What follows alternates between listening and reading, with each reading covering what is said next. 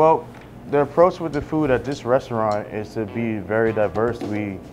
There's so many different things that we go into all our items. Nothing is one-noted. Just never be scared to mix, blend, and put the cultures together, honestly. I would think today, a lot of people infuse a lot of cultures through food, so I wouldn't hesitate on mixing a couple cultures together. So everyone can be, you know, receptive to all of the different recipes and dishes that we have, which makes us unique.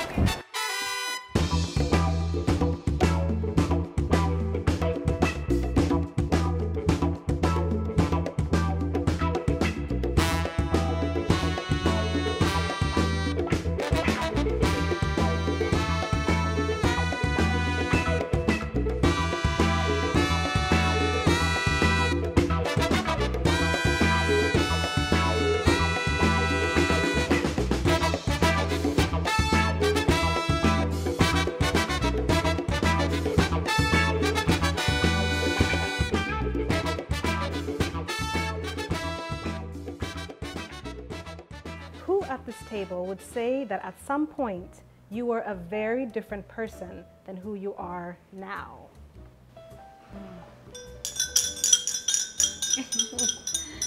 And that one we have a little time to talk about because it's an interesting question.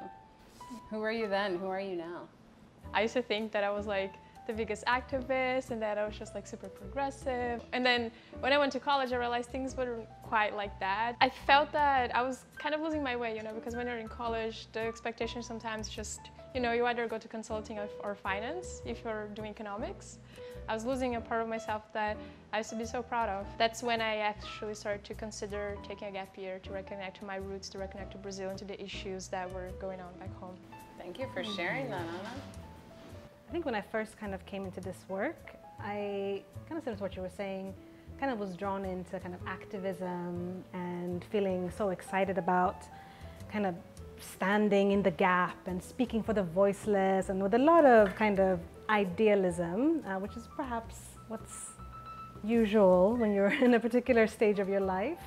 And then as I began to practice and to see practical challenge in my work, it was very easy to become quite cynical and also quite upset almost with kind of activism and human rights defending, because I often felt that it also put people at risk at times.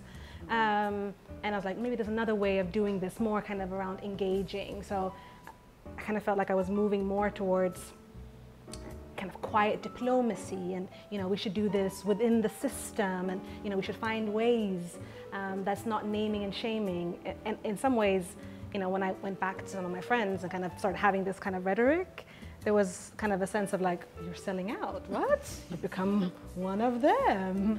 Right after college, I worked in rural Greece for a while at a farm school doing whatever they needed to be done. So English, but like drama, sports, like, can you do PR? Sure. Can you edit a document? No problem.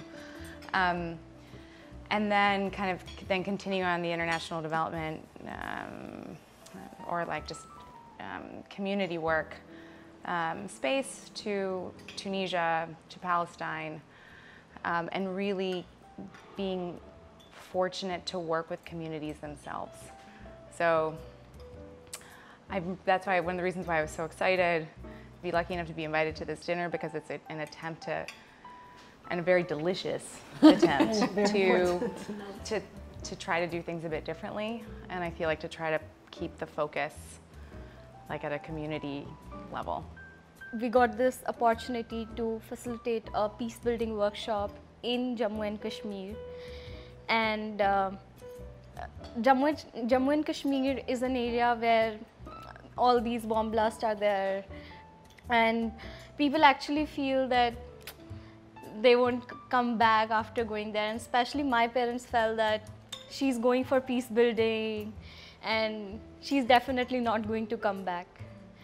And I thought, if I say no to this work, if I don't go to that place where I'm actually needed, there is no use to call myself a peace builder.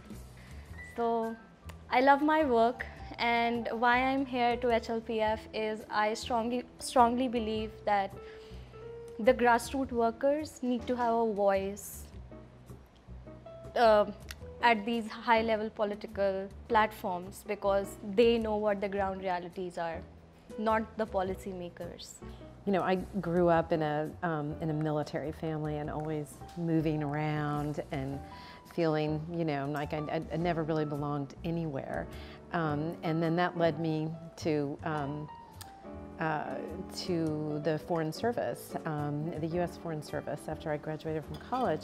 So I joined the State Department and met my husband in French class and all these good things. But I appreciated the work that I did with the State Department, but it left me feeling a little bit empty. The lack of really meaningful contact with people in countries, because you're really dealing more at the diplomatic level. It's just a little bit more stilted. So that led me to my one big change in my life, which was to leave the State Department and join an NGO that did have a lot of contact with people and which worked very much in the governance sphere. So it connects very much to SDG 16. And that organization was called the National Democratic Institute, and had the opportunity to work all over Africa for them, and then in North Africa during the Arab Spring, which was really quite moving, working with a lot of young people's organizations. And then coming here to New York in the position that I'm in now sometimes drives me a little crazy because it is more policy oriented. You don't have that contact with people.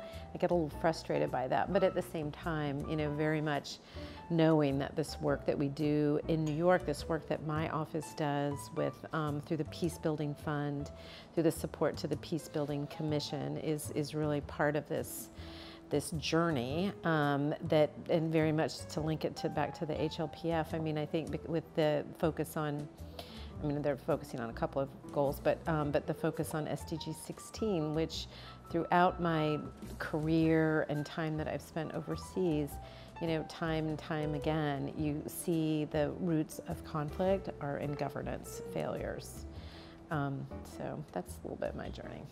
I think probably what brings me here into the HLPF, into this table, is a desire to try to understand how I can better serve my community and by being in these spaces, but as a quest of like understanding how I can better use my voice to raise other voices. You know, after many years of kind of having worked on the ground, don't love the word on the ground. I think there are many on the grounds, many locals. One of my reflections here is like, there's a local in New York actually, like being here in Harlem is a local. So this language of global and local on the ground is sometimes difficult. It's hard to capture the reality, but part of it is kind of having worked so much on the ground with grassroots peace building work.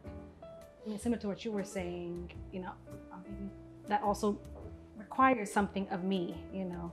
You don't just get to experience and to go through and to kind of, in some ways, like walk alongside other people, and that not then telling you that you need to do something with that. And it's not speaking for others, but it's like propelling me forward, I think, to come to places like HLPF and kind of wanting to say something else, something different, and something that I've heard at a different level. I've been immersed in this work for so long, and I guess I'm at the table because we're colleagues in this kind of work, and we've seen just the difference between having your voice heard plainly and easily because you've got credibility and social capital,